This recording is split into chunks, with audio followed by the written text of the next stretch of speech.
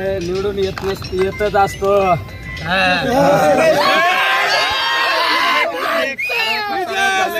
तुमच्या बद्दल अनेक गोष्टी बोलल्या गेल्या, आता आज काय वाटतं त्या अभी कुछ नहीं बोलने का किसी को, जो होगा वही अच्छा ही होगा. नाही ज्याने कुणी काय केलं त्यांना लक लाभ लाभू. आता मला जनतेने निवडून दिलं ना, आता कोणाबद्दल चुकीचं बोलायचं नाही. निलेश लंके नाही पण कुठेतरी जायंट किल्लर ठरले वाटतंय का? नाही पण कुठेतरी अटीतटीची लढत मानली जात होती. बलाढ्य शक्ती समोर होती. गेल्या 2 महिन्यापासून संघर्ष चालू होता. कसं बघता याकडे, काय सांगाल या संदर्भात? या विजयाचं खरं श्रेय जातं ते माझ्या शेतकरी बांधवांना, माझ्या बेरोजगार तरुणांना आणि माझ्या राजकारणाच्या पहिल्या दिवसापासून माझ्या मला जी साथ दिली आजपर्यंत त्यांना ते श्रेय जातं. माझ्या महाविकास आघाडीतील राष्ट्रवादी काँग्रेस असू, शिवसेना असू, तुमचं कम्युनिस्ट असू, आम आदमी पार्टी असू, आमचे सगळे लोक इतके पळाले बिचारे.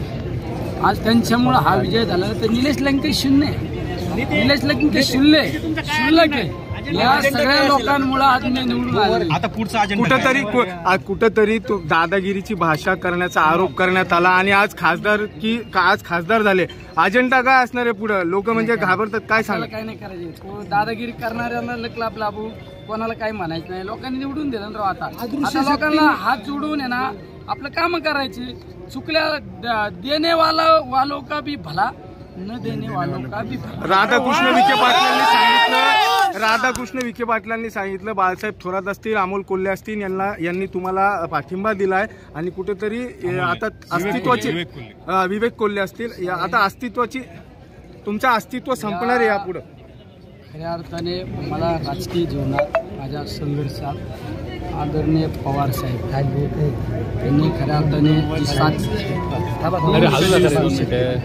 या निवडणुकीमध्ये काँग्रेस पक्षाचे सर्व आदरणीय बाळासाहेब थोरात यांनी जी साथ दिली, राष्ट्रवादी काँग्रेस पक्षाचे जिल्हाध्यक्ष जे नेहमी मला माझ्या विधानसभेपासून मला खऱ्या अर्थाने वडिलकीचा आधार देण्याचं काम केलं ते आमचे फाळकेदार. शिवसेनेचे जिल्हा प्रमुख आमचे मार्गदर्शक त्यांनी सुद्धा मला राजकीय जीवनामध्ये अनेक वेळा मदत केली. आमच्या गाडे सर असू, काँग्रेसचे जिल्हाध्यक्ष असू, आमच्या सर्व महाविकास आघाडीतील आज आमचे भैया या ठिकाणी नाही. आज अनिल भैया असते तर अनिल भैयांना वेगळा आनंद असतो. म्हणजे सगळेच आमचे रावडीमध्ये आमचे प्राजक्त दादा असू, आमच्या पातळी शेवगावमध्ये आमचे प्रताप काका असू,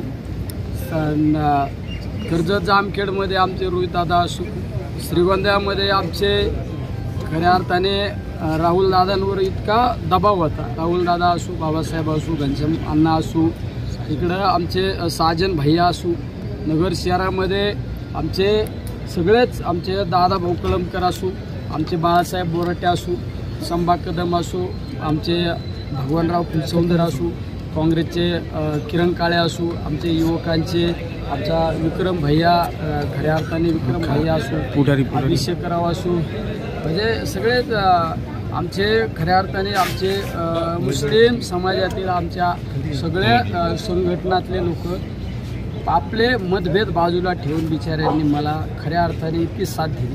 आमच्या मतदारसंघातील किंवा नगर शहरातील सगळे मुस्लिम एक ओटले सगळ्या माझा विजय हा निस्ता या सर्व महाविकास आघाडी असू, माझ्या सर्व शेतकरी बांधवाचा असू, यामध्ये विरोधकांचा सुद्धा यामध्ये खऱ्या अर्थाने विजयामध्ये वाटा आहे. अदृश्य शक्ती खऱ्या अर्थाने मी त्यांचं नाव घेऊ शकत नाही बिचाऱ्यांचं, पण तुमच्या मीडियाद्वारे त्यांना धन्यवाद देतो. अरे भाजपच्या स्टेजवर राहिले, निलेश लंकेला साथ दिली, त्यांना सुद्धा राजकीय जीवनामध्ये कधी ना कधी त्यांच्या प्रसंग आल्यानंतर मदत करू.